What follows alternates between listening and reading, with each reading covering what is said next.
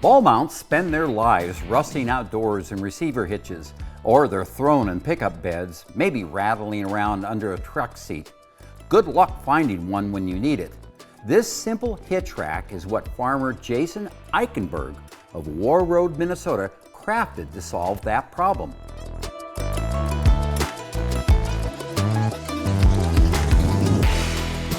I'm Dave Mowitz with Successful Farming.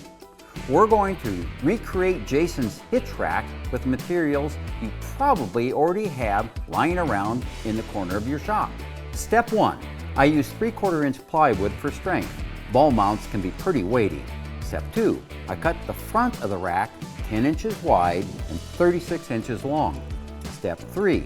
From there I cut 2 1/4 inch square holes into this plate using a saber saw. I spaced the first 2 holes 4 inches apart to accommodate multiple ball mounts. The remaining holes are spaced 3 inches apart.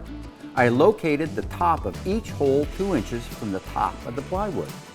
Step 4, let's build out the rest of the rack. The top shelf is a piece of 10 by 36 inch plywood. The sides of my version are 12 inches wide and 16 inches tall.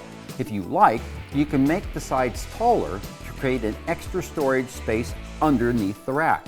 For example, Jason built his rack tall enough to accommodate a portable air tank underneath.